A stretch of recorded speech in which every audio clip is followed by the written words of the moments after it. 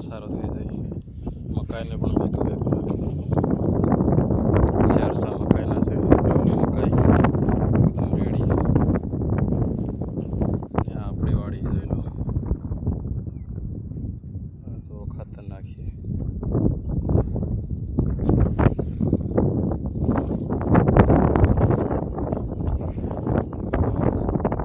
એક આપણો વિડીયો